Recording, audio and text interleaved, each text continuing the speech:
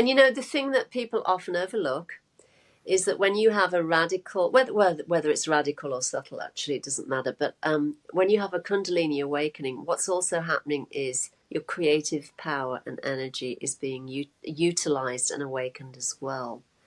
And so what will often happen is people will suddenly want to start writing a book or a blog or write poetry or start painting or do these things that they may never have imagined themselves doing before. Because spiritual and creative energy are one and the same. They're not different. And so for most people that do have this shift, there's a shift outwards as well with respect to utilizing, you know, the need to express this awakening power. And of course, again, that manifests differently for each one of us. But certainly I never would have imagined that I would be writing books and speaking, you know, on my channel, sharing and all of those things, because I was always quite a contemplative and very mystical in terms of my orientation and would never put myself out there, so to speak. So all of this has been a huge kind of surprise, actually. But I've just gone with it, and you know.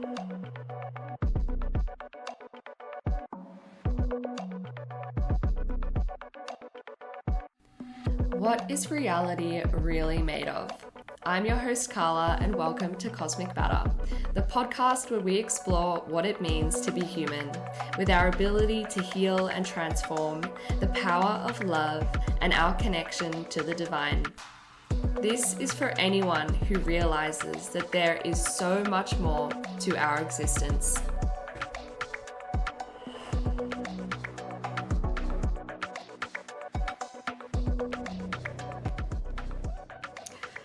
Hi everyone, welcome back to Cosmic Batter. Today I have the beautiful guest Julie Hoyle.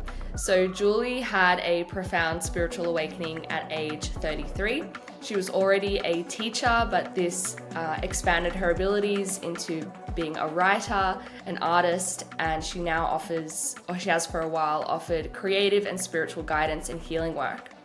Julie has written several books: Living an Awakened Life, An Awakened Life, Wake Up and Say Yes, and Enlightenment Myth Busting. She also has 2 shadow work handbooks, and she has her podcast, Talking True with Julie Hoyle. So this is where we met. Julie saw my Kundalini awakening experience and invited me onto her podcast. It was such a joy, and Julie has a really radiant, positive energy. And I've actually read one of Julie's books, An Awakened Life, I believe. And I've read one of Julie's books, and what was I going to say? Oh, and your experiences were similar but different to mine, which I found really fascinating, which is why I wanted to have you on to talk about your experiences. So welcome, Julie. Thank you, Carla. That's quite the introduction. Thank you so much. I really appreciate it. And as you know, I really love talking about spiritual awakenings because it seems to be that there are more happening now, I would say. Or maybe it's more people speaking about awakening, especially the Kundalini awakenings. And it's a topic that is dear to my heart, and I just love sharing. Yeah, thank you.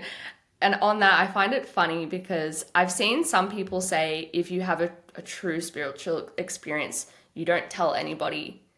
And I'm like, after mine, I knew it was actually my duty and my path to share. And obviously it will be different for everyone. And you certainly don't need to tell anyone for validation. Like, that's a certain energy. But you don't need to keep it to yourself. Like, it's something to celebrate. Yes, I'm with you. I mean, I have to admit, when it happened to me, I turned to very few people to talk to within the group, the meditation group that I belonged to. And I didn't say anything to anybody else because I knew that it could be taken out of context and it would sound weird. You know, unless you have some sort of understanding, it could be really weird for people. So I did. Definitely. I kept quiet about it, and did so for a long time. Yeah, and I do relate to that. Um, but let's get into your story because you've had an incredible life journey.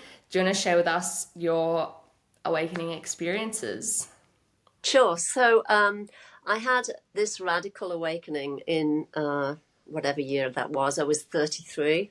I think it was, what was it, 1989, something like that. And for context, I was raised in the UK. My father was a Catholic, but not practicing. My mom was, as I always say, an atheist on a bad day and an agnostic on a good day. And I had always had out of body experiences and visitations from angels and psychic phenomenon and really incredibly powerful things happening from as far back as I can remember. And I learned to keep quiet about it because I discovered that that wasn't true for everybody. Mm. And when I was 14, I remember taking a walk in the park and I looked up at the sky and I just said to God, I can't do this anymore. You have to take it away. And so the psychic phenomenon closed down and I just kind of got on with my life. And then fast forward to 1980, my husband and I, we got jobs in the Bahamas teaching high school. I was teaching, in a high school, and he was too, in the government system. And we were living the dream. We bought a boat, we used to go to beach parties, and we'd travel, and, we'd meet all these wealthy people. And, it was just, as you would imagine, the Bahamas has this sort of fantasy associated to it, and it's true because it really is very beautiful. But I was always discontent. I was always looking for someone who could prove that I wasn't crazy. Not that I needed validation, I didn't, but I was trying to find people that I could speak to about these esoteric experiences that had been a huge part of my life. And I really couldn't. So I'd go to parties, cocktail parties and these kinds of things and events. And then I'd come home disappointed because I had never been able to find somebody where I could have a deep conversation. And I knew that I was looking for someone or something, and I knew that I would recognize him or her when I saw them. Now, what that looked like, I couldn't say. I didn't feel that I was on a spiritual search. I didn't even know what that was. It was just, I just knew it was this thing that I had to find someone. So what happened was I had so much energy. It was just, I was manic. And I used to go work all day, and then I'd go to the gym, and I'd often do 2 or 3 classes, and then aerobics classes, and then I'd come home and I'd do silk paintings, and all kinds of stuff. Wow. But, yeah, I mean, just intense, really intense. And what happened was I went to a class, like an aerobics class, and had a very driven, very hard-edged kind of masculine, kind of drive tutor. And he had me do a forward bend. And as I did a forward bend, and he's pushing me, I heard my back pop. And from that point on, I knew I had a problem. Excuse me. And what happened was the pain got worse. Excuse me, I have a frog. That's okay. The pain got worse. Just bear with me. Yeah, the pain got worse. And I ended up on bed rest. And I found out I had 2 bulging discs, and I couldn't get out of bed. I couldn't do anything. So I resorted to praying. And the reason I resorted to praying was I started to have dreams about my dead grandmother. She had passed away when I was around 18 or 19. And I loved her dearly. At one period of my life, I'd lived with her. So she started coming into my dreams, and she said, pray, you must pray. And so I'd have a dream. I'd wake up in the dream and realize this is a dream and I'm dreaming. And then I would meet my grandmother in these strange places, and she would have messages for me and give me guidance and all those things. So I started to think, okay, if I'm visiting with my grandmother, I know this is real. I know it's authentic. there must be continuum. There has to be life after death, because she is living proof of it, and I'm being given the experience of it. And, I'd say that because I'd gone through a period where I was doubting God and doubting the God that I'd been taught to believe in when I was at Catholic school. And that never rang true with me. So anyway, that was the context. So she said, pray, you must pray. So I just started to pray and said, God, if you can heal my back problem, I'll start going to church. And literally within days, I started to feel better. I was back on my feet, and magical things started to happen that, I won't go into now. And then in the course of that, so I started going to church, Unity Church of the Bahamas, which is non-denominational, and it's very welcoming of all paths, faiths, and traditions. It's beautiful, really beautiful. And then I learned about somebody who was running a meditation group, and it was literally half a mile from where I lived. So I thought, great, I've always wanted to learn to meditate. Let me just go and see what this is all about. So I went, and we were taught to repeat a mantra, and the mantra was Om Namah Shivaya. Om is the primordial sound, Namah means I bow to, and Shivaya is supreme consciousness. So you're actually saying, I bow to the light of consciousness or supreme consciousness within my own being, is what you're saying. I hadn't realized at the time that that mantra is Chaitanya. It's fueled, it's alive with the energy of the awakening master or the awakening power.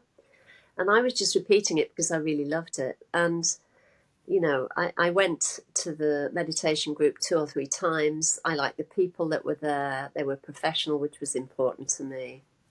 However, I could not meditate for the life of me because I'd close my eyes and my mind would just go crazy. And then I was horrified with seeing how active my mind was. It was very disturbing. Yeah, I relate to that. Yes. So because what would happen is after 3 or 4 minutes or less, I'd open my eyes and look around the room, and I'd study everybody in the room, and I'd think, why is he sitting so still, and how is it she can just look so peaceful? And that was what was fascinating. But after 3 or 4 times of going, I just thought, this isn't working. I've tried it. At least I gave it a go. It doesn't work. I'm not coming back. So, and I was quite proud of myself for trying it. I gave it a go. It really doesn't work. I feel like we all say that. We all start like, it's just too messy. Yeah. It works for the people, but it doesn't work for me, is what I was saying. So anyway, I went home that night and had a dream. And in the dream, I found myself in what seemed to be a place in India, a rural setting in India. Now, I'd never been to India, and I've never really seen that much footage of India, but I recognized this place deep, deep, deep within my being. I knew this place, and I knew it was India. And I was walking up a hill. There was no other buildings or anything around the place. It was quite late at night. I was with a group of about, 10 people, 15 people. And I was walking up this hill towards a low cinder block building with the windows, the windows that come out on kind of sticks. It was like that. And I was walking along with a woman that I just met at the meditation group. Her name was Cheryl. And we were walking along silently, and we got to the top of the hill, and then we went into the back of the building. And as soon as I walked in the building, I saw this yogi. He was sitting, he was wearing a loincloth and sitting on a low tucket, a wooden tucket at the front of the room. And his eyes were closed, and he was very dark-skinned, had a great big belly. And the minute I laid eyes on him, I knew he was the one I'd been looking for my entire life. There was an instant recognition, and it was like everything bowed down. And I knew that he was the embodiment of a realized being. I couldn't put it into those words, but I knew that he knew God in the most intimate way, and that he lived from that place. And there was the thing that was like shocking, I guess, is that this recognition was absolute. It was absolutely, correct, 100%. I knew it without doubt. It was like everything just fell. So anyway, this lady who was with me said, unroll. I'd been carrying this yoga mat. She said, unroll the yoga mat and lay down. So I did. And then she said, close your eyes and repeat the mantra, Om Namah Shivaya. So I did. I lay down, closed my eyes, started repeating the mantra. And then within seconds, I felt a light tap on the top of my head. And I knew that this great being at the front of the room had done that, even though he hadn't moved a muscle. And then with that tap, I felt the most incredibly powerful energy entering my whole being. It started to circulate in the crown, and then it went down and it circulated throughout every sort of, I could feel it in every cell, every muscle, in the blood, the bone, the tissue, everything. And I could feel this pulsation and vibration that was unlike anything I'd ever experienced before. And what happened was, with every repetition of the mantra, it got more and more and more intense. And my body started to float off the floor. And Cheryl was whispering, stay with it as long as you can. And I was holding on to it and repeating. But the intensity began to become so strong and so incredibly intense. I could almost smell burning. It was like my subtle body was about to kind of erupt into flame. And I just, even then I kept going, like, it was like this manic energy, and I kept going. And eventually, when I couldn't hold it anymore, I just fell like a stone, and I fell through time and space. And then I entered my physical body, and I entered through the heart space, and then I sat up in bed and went, really loudly, because I hadn't been breathing. And then that woke my husband, and he said, what happened? And I said, I don't know, but my life will never be the same again. And those words proved to be prophetic. I didn't have a clue what had happened. Nobody had ever explained the Kundalini or Shaktipat or any of those things. What did I know? I'd been raised a Catholic, But anyway, through a series of events the next day, and I was filled with this energy. Actually, let me say, I was filled with this energy. It was 3:00 in the morning, and I just got out of bed and started cleaning and doing stuff, around the house, and like a maniac, really, it was just like manic beyond words. And then the next morning I was driving to school, and I had to pull over on the road because I started to cry hysterically. I was just heaving and sobbing and sobbing and sobbing. And then I pull myself together and think, okay, stop. And then I'd drive on, and then I'd be laughing hysterically like a hyena. And I knew something really incredible had happened, but I couldn't put words to it because it was outside of my lexicon of understanding. So what happened was, through a series of coincidences, the next day I went to the Unity bookstore because I thought I could find a book that would explain everything. And when I walked in, and I'm looking, and there wasn't any books there about anything to do with yoga. And then this lady Cheryl walked in the bookstore and said, Julie, it's good to see you. And then I turned around and said, oh my God, Cheryl, you were in my dream last night. And then I explained it to her, and she said, you received Shaktipat. It's called Shaktipat, and it's the awakening of the Kundalini, and you're extremely blessed. And great beings can come in dreams to give initiation, and that's what's happened to you. And I said, yes, and I recognize him. And so she, later I went to her house, and she had a book, and she showed me the book, and I opened it, and there was a photo of the being who was in the dream. And I said, oh my God, that's him. And his name is Bhagavan Nityananda of Ganeshpuri. And he's really renowned in India for, he took Mahasamadhi many decades ago, but he still lands in dreams and gives initiation, which is what happened in my case. What did you say that he reached just then? You said he reached something, but he still gives initiations. Oh, no, he took Mahasamadhi. He's no longer in his body, but he's still Oh, yeah. initiation. Yeah. So Okay, great. I'm glad I asked. yeah. So I think he left. I think he left his body, his physical body, in the late 60s. I think maybe many decades ago. But people still report sightings of him, dreams with him, initiations with him. I mean, he's very Wow. well known in India. So evidently I had some connection with him, because I recognized him immediately, and I still have dreams with him.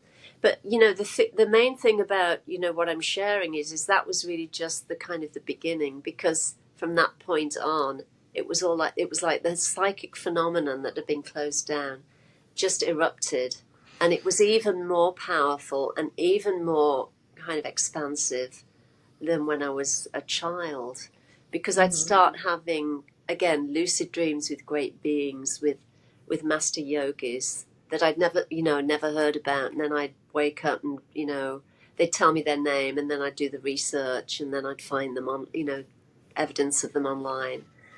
And there was all kinds of psychic phenomenon that was happening at the house with fans would spin when they weren't even plugged in or turned on. Light bulbs would shatter. Water would appear in strange places. I remember one time I had a dream where I was playing with light and how to move light, red and blue and green light and so on. And then the next morning when I woke up and went into the lounge, I saw a wooden mobile that had the pretty painted birds, had been taken down from across the other side of the room and been brought across the room and was on top of the dresser. And I shouted to my husband, "Did you move the bird mobile?" He said, "No, I haven't touched it." And I knew that related to the work, the work or what I was doing in the lucid dream. And I have so many stories like that of this very powerful, very potent psychic phenomenon, lucid dreams, and I was having lucid dreams with Native American shamans and Sufis and His Holiness the Dalai Lama and great beings from other paths that I hadn't even studied or been familiar with. Like the Sufi path, I didn't know anything about that.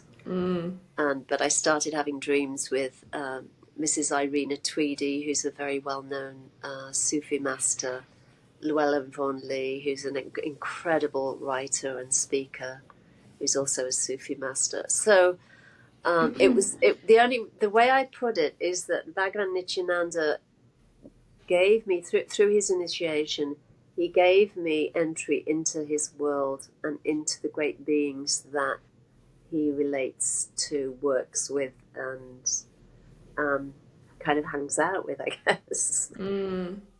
And what's the difference? Like, what is the Sufi master path? Yeah, I mean, I love it. The easiest way of describing that is that they take dream work very seriously. So they'll meet and they'll meditate as a group. And then after they've meditated, there's an open forum to share dreams, dream messages, dream symbology, and also following the path of the heart. It's all about following the golden thread, which is listening to what feels right inside your heart and living true to that. So there's a lot of similarities with the Sufi path and the yogic path, because the Sufis call it the pathless path. It's the path of return, the path back to your heart, back to your soul's essence, the truth of you, the calling, and the resonance of that in the embodiment of the Sufi master, or the song or the call, the chanting, the prayer work, and all of those things, and really honoring the mystery and the messages of the dream world. That is so amazing, and I really relate to that. Like, I've always taken dreaming quite seriously and had messages or meanings, and known, like you were saying earlier as well, if it's just my mind doing stuff or if I'm somewhere or with someone and it's real, like you can actually sense the difference. I find that fascinating. Yeah, Yes. this journey's been so incredible. And I also completely relate to the intense energy where it's like more energy than your body can contain, and you can feel the subtle bodies around you. And when I've had a beam of light zap me before and received, that energy, not quite in that intensity, and I knew it was pure love. I knew it was safe. I knew it was good for me and to just receive. And then when I had my actual Kundalini awakening, the intensity of the energy, I felt like my physical nervous system was under a lot of pressure trying to hold all the energy. And it did also get to a point where it was like, is something going to snap? Because there's so much within me. And then you just have to relax into it. And then when it's done, sort of Yeah. thing. Yes, yes. And also I went through periods where I would have these physical manifestations, and in the yogic sort of terminology, those are called kriyas, which are, emotional, psychological, or physical kind of unlocking or untying of these knots of energy. So I would have these periods where I'd get quite sick, oftentimes with stomach ailments. And I went through a period where I kept feeling like I was getting the flu. And, when you're just on the verge of getting that, I kept feeling that. And then I'd get over it, and then it would happen again. And I remember one day I went home. I said, I have to leave. I'm not feeling well. And I went home, and I actually thought I was going to die. And so I just prepared myself and lay down and put my arms across my chest like this, closed my eyes, repeated the mantra. And then I had a lucid dream where I'm just transported to this. Again, it was like India, and it was a cave way above this ocean body of water. And I was taken into this cave, and there was 4 or 5 yogis, and they were pressing these different points on my body. And then I had started to vomit this kind of green bile, and they were rocking my body and so on. And then when I came out of that, it was just like this purging had happened, is the only way I could put it. And I felt like years of, even lifetimes of trauma and pain and, discord within my physicality had been released, and also in the subtle body had been released. So I had a lot of those kinds of things happening in dreams and in the subtle body and in meditation as well, it was really, really like a purging, and I would feel so much better afterwards. But that went on for quite a while. Yeah, and I have definitely heard people after their Kundalini experience, that's where the people are like, be careful because it's not all, happy fun times. I definitely, in my experience, like my blood pressure was so crazy. Like I could feel so much blood moving around, and weeks after, sometimes I would be trying to sleep and my heart would just be going like crazy. And I knew it was getting rid of something. And I'm laying in bed like relaxed, and my heart, I'm like, okay, well, I guess I'm not going to sleep for a few hours. And just recently, maybe 6 weeks ago, I did get the flu, but it just came out of nowhere, and I was so hot, and again, so much pressure. And I could feel fears coming out of me, and I had to feel the fear and face this energy that had been stored in my body. And definitely one of my fears that I've been processing is like the fear of being crazy, and like that fear of, if people don't understand, misinterpreting the experience. And I've had to be in those moments and face that and be like, well, that's fine, actually. Like, that's okay. And yeah, that came out of me with the flu, like that pressure. I could tell it was almost being burned up out of my system. But it was weird 'cause I even then was like, I don't actually think I'm sick, even though I was unwell. Like, my body is burning this out, and I just have to sit with it. Yes, I'm glad you said that, because there is a clear recognition Oh, this is to do with Kundalini and the awakening and the purification process. There's this deep knowing, and that's the only way I can put it, that Mm, it's actually it's okay, and it's no big deal, and it'll pass, yeah. and it's all good, you know. Yeah, Yeah. I think for me, that's been one of the hardest things about it is that, yeah, you actually can't get validation from other people, like I mentioned earlier. Even if you wanted to, you can meet people that relate to your experience, like even us talking now, but no one will have had the exact same experience or like, yeah. And you previously I worked with a lot of mentors who would mentor like my business, my spiritual journey, the healing work. Obviously I've studied, and that's just the norm. And then I'd come into my Kundalini experience and be like, oh, my heart rate is really high. And for some reason I was with my pa one day and he was like, let's measure your blood pressure. And it was really high. And my pa was a paramedic and they're just like, that's quite unusual. But I had to come home and sit with that and be like, is my blood pressure actually high? Do I actually need to see a doctor or do this or that? And then being like, I know what is happening and it is okay. And Hmm. like, yeah, and like you said, I personally just had to come back continuously. I know that this is okay. And even the other day, I said to someone how I haven't been doing breath work as much because I did it quite like almost every other day before. And now I know my body actually can't handle that in this moment. It doesn't need the extra energy. And I was going to say, does this happen to you as well? And then I just thought, it doesn't matter. Like Yeah. this is how my body's responding. It doesn't matter how, like, of course we can relate, as I said, but your inner knowing gets stronger. Yes, it does. Now I'm sure you're the same. I wouldn't discount and tell people not to go and check with a doctor if there's an issue such as really high blood pressure. But there, and I did have to go to the doctor for certain things, but Yeah. I knew that the underlying cause was linked to the Kundalini awakening. Mm, I just knew it, and thankfully over time those things, especially relating to stomach issues for me, and lower back issues as well, that all kind of evened out over time. And I think it's true of everybody that goes through a Kundalini awakening that there'll be weak points in the body that will need some loving attention, or there'll be, emotional kind of responses. So crying. And people have said this to me mm, who've read my book, An Awakened Life, A Journey of Transformation. I mean, one woman said that she started reading it, couldn't stop, and she just cried for 3 hours straight. And I know that that is the awakening power, because that happens as well. You'll either sob and sob and sob, or sometimes, laugh and laugh hysterically.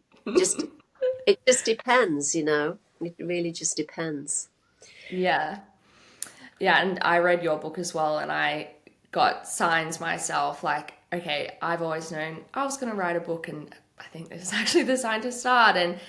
And I related to so many of the smaller experiences that you've had, and realizing, oh, I knew it's always been there, but it's well and truly always been there. It is a pattern. Like there's so much Yeah. understanding within your writing. Yes. Yes.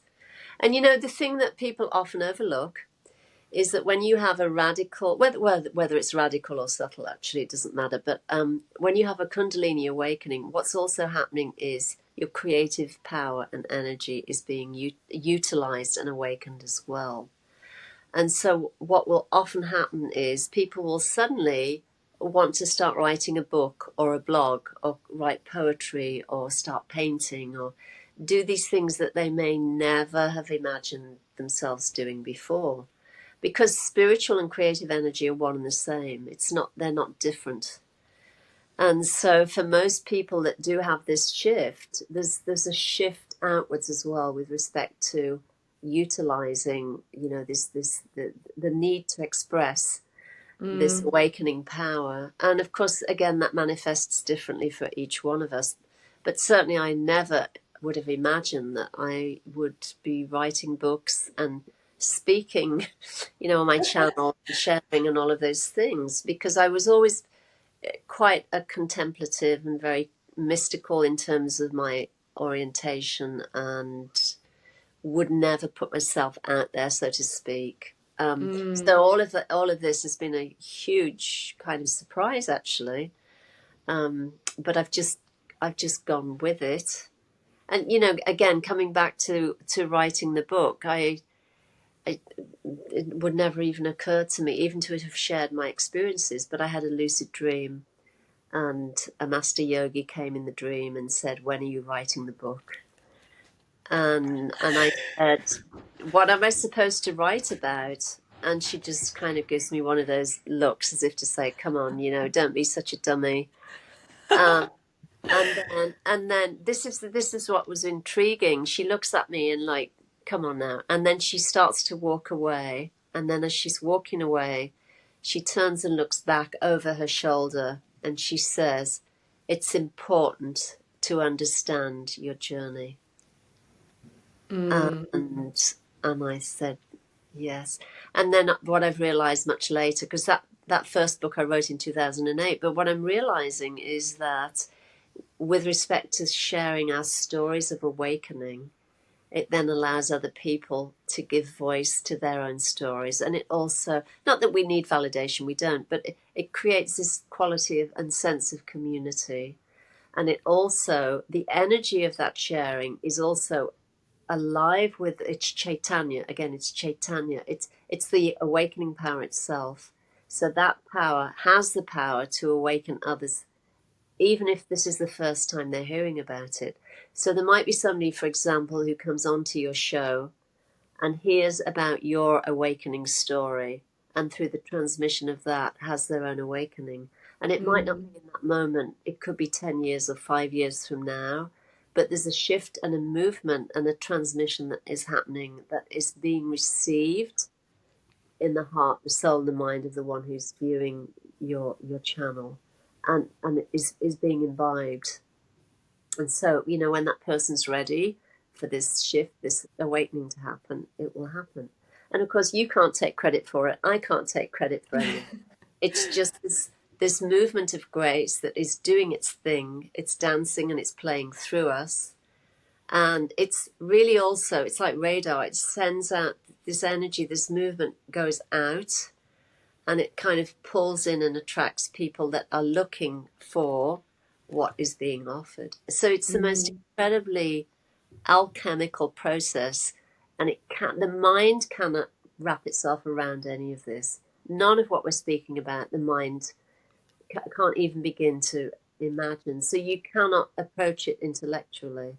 Even though we utilize the intellect to try and study maybe or read up about it after the event, that the mind could never wrap itself around how this works and what happens. Yeah, it is incredible.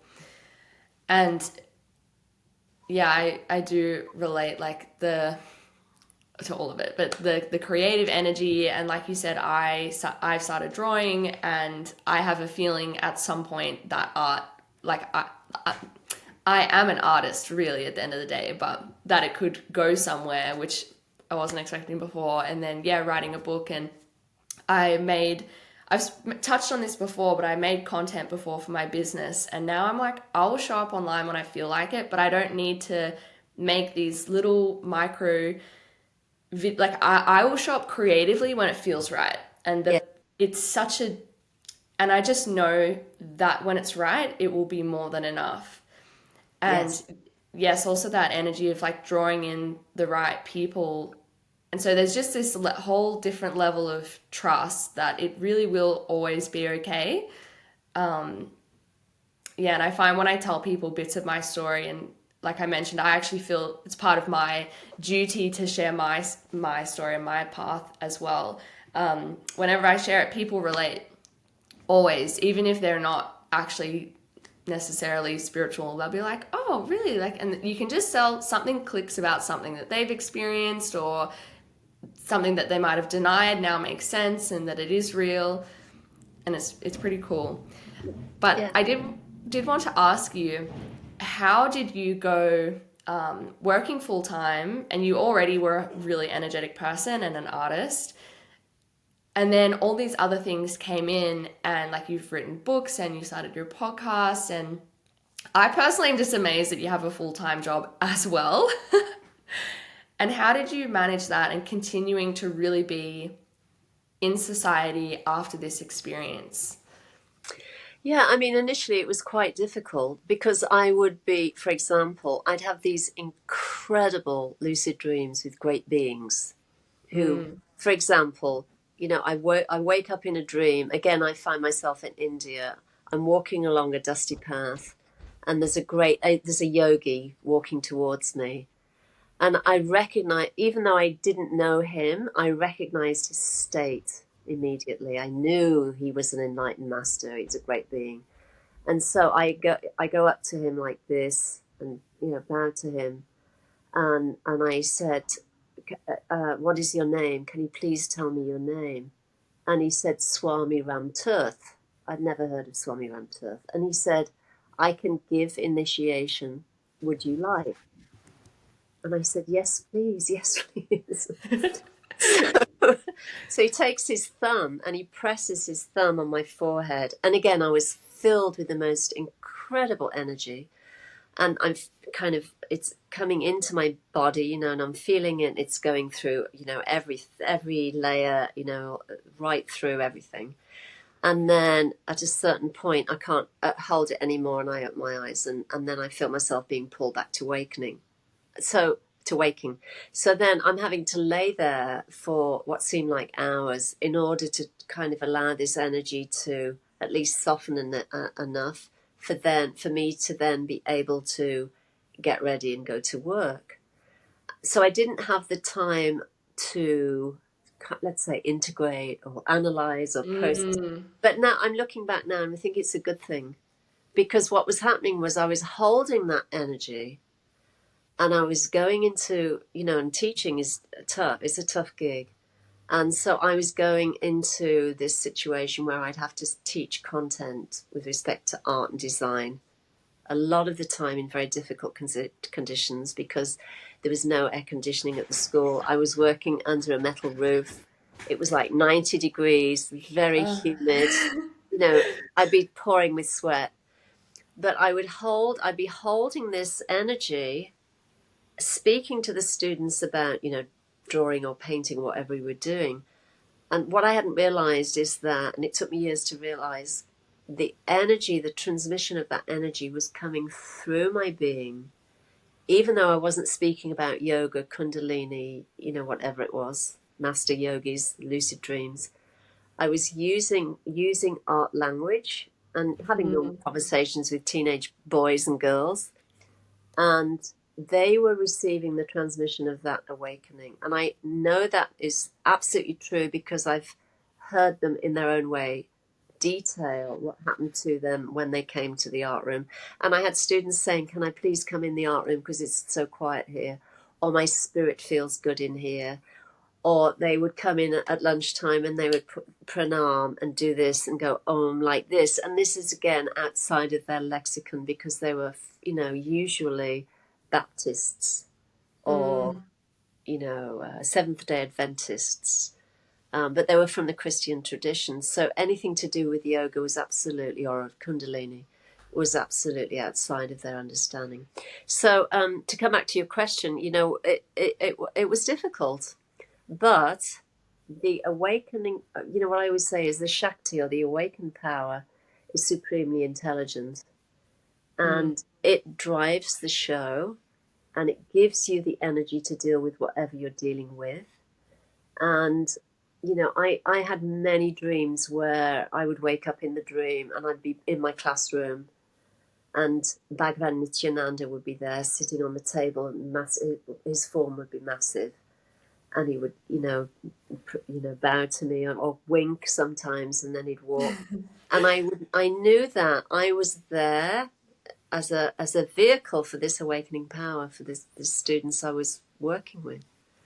And so anyway, I just have always trusted that and the intelligence of that. And honestly, for decades, really since 1989, I've only ever done or said yes to the things that feel right, and anything that doesn't feel right and it is not in alignment with that, I won't touch it. So I'm able to do, I am able to do, the Shakti is able to do incredible things. And I cannot believe how much has been done over the last several decades, because it just happened, like the command to write the book. Well, I wrote that book, and then it was clear there was another one, and then there was another one, and there was another one. And the same with the artwork and the art workshops, and everything else that's happened. The YouTube channel, and everything. It just has a life of its own, and I can't take credit for any of it because I never know what I'm doing. I don't have a bloody clue. Honestly, don't have a bloody clue. Yeah. Honest, I don't. I mean, I don't. Even like with when soon after I started writing the book, I had another dream with one of the great Siddha masters, the great Shaktipat gurus, and she said to me, "Will you do this work?" She said, you will be misunderstood and accused of many things." And I just straight away said yes. And I knew what she was asking me to do. She was asking me to provide counseling, spiritual counseling sessions for people that were having awakenings, and also to do readings, soul purpose readings and things like that, right? So, which I started to, I didn't know what I was doing. But anyway, she said, you'll be misunderstood and accused of many things. But I just said yes, because I really trust and honor the awakening power, and I serve that. So again, I didn't have a clue, and I thought, somebody said to me, I had a blog, and one of my clients I'd done a few kind of readings with, and she said to me, "You need a website." It's like, I don't know. I don't know how to make a website. I had to even start with that. And then a friend who I'd done a reading for just sent me an email and said, "Hey, I'm creating a website. You should check this platform out." So I literally there and then just hit the button, the go button, and started.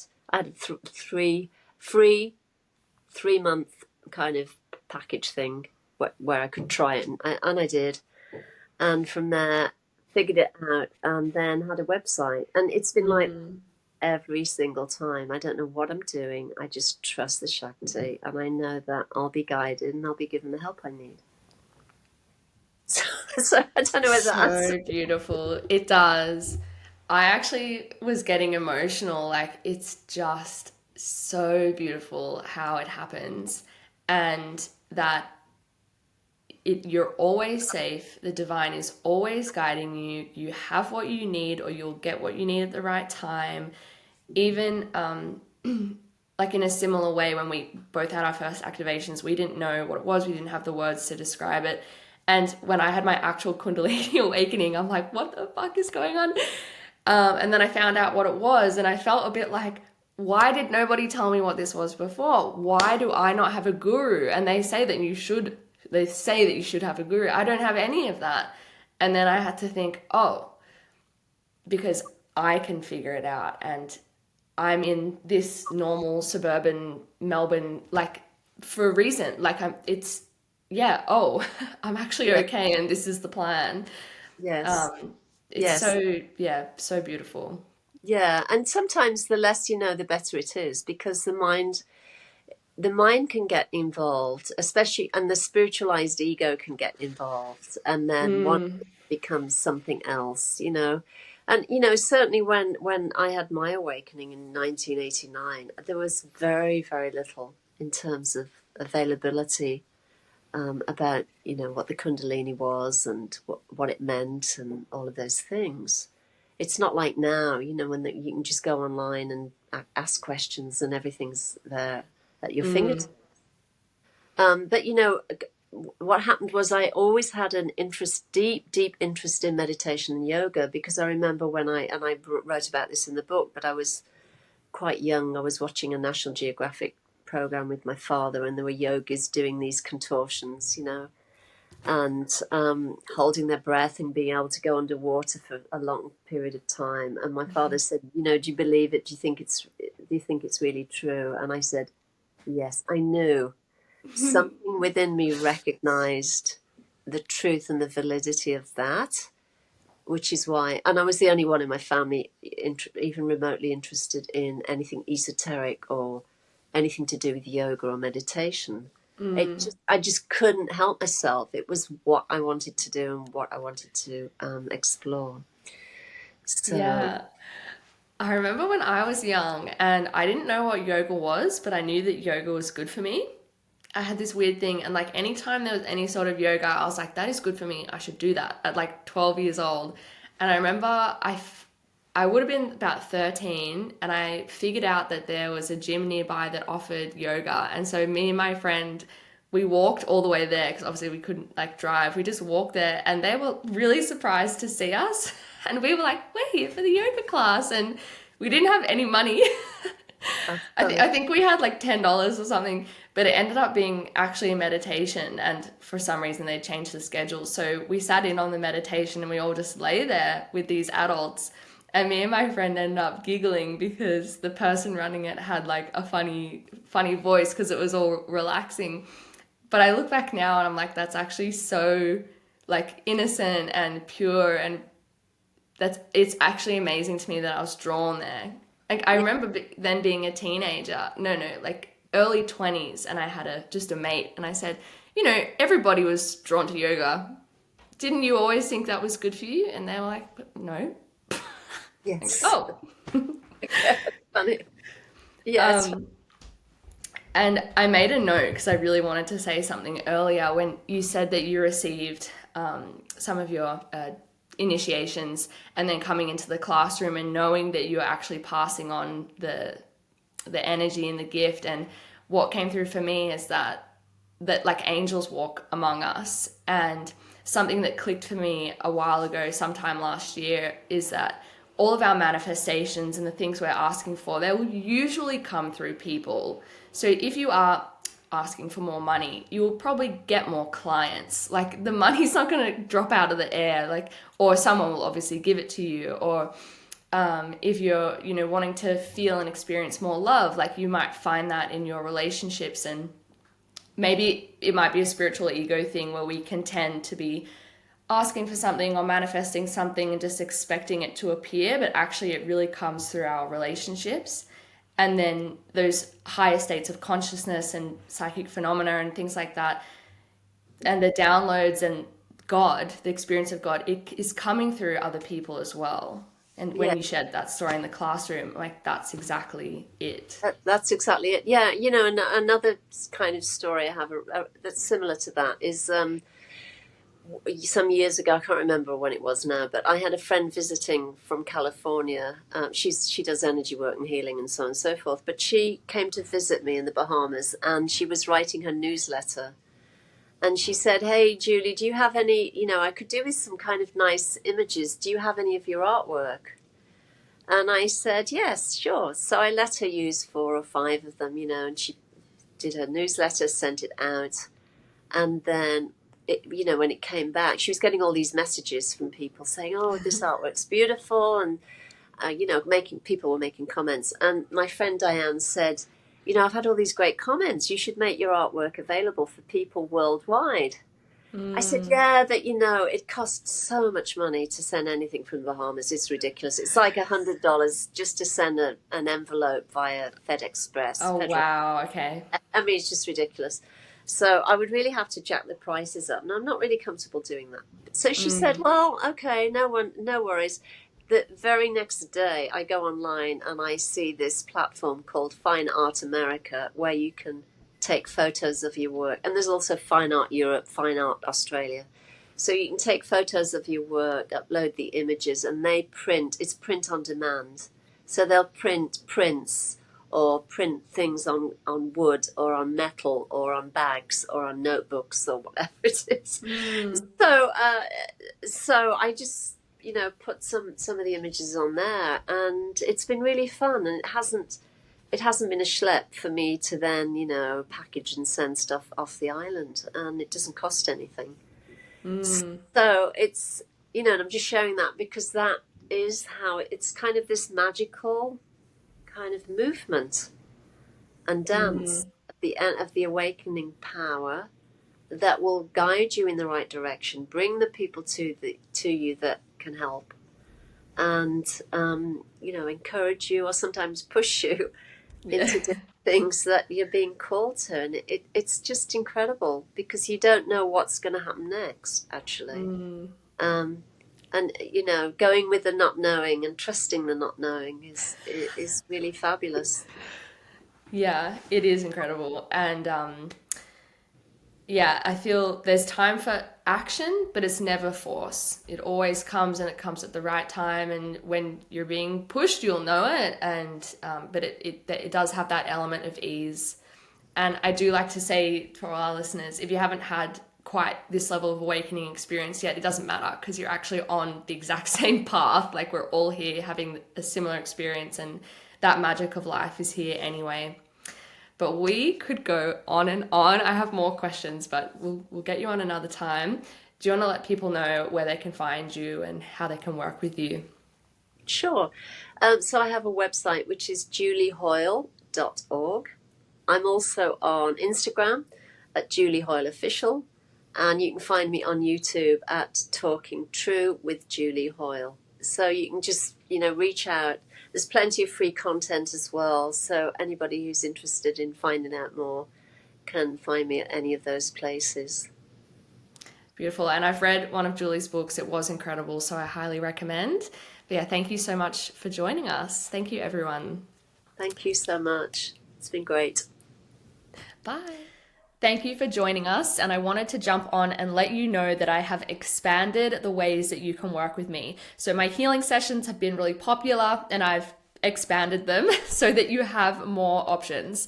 The sessions I now offer are a deep emotional release. This is for you if you want to release stuck energy from the body, releasing emotions, releasing the past, and to return to a state of love and peace. Or you can have a soul connection session. And this is where we actually go and talk to your soul. We can talk to your spirit guides. We can talk to your higher self. We can go and get answers. So the soul connection session is for you if you really want to connect with the divine, if you want to ask as many questions as you have. This can include past life regressions, cord cuttings, raising your energetic frequency. A soul connection session is for you. I also have career confidence, and this is about amplifying your unique gifts and really seeing the value that you offer and what it is that you uniquely do. So career confidence is for you if you want to expand your career, if you want to tap into more abundance, and also if you're looking for practical guidance on how to show up and share your work. And of course, as usual, I also have my intuitive readings. This is if you just want the answers, you want me to channel for you and see what comes through and receive intuitive guidance about where your life is, how to embrace opportunities, how to embrace challenges that are coming up, and how to see from a higher perspective with what is happening in your life. So these are all the new ways that you can work with me.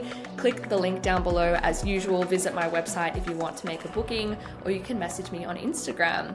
So as always, thank you so much for joining us. If you love this episode as well, please let me know, and I will see you next time. Bye.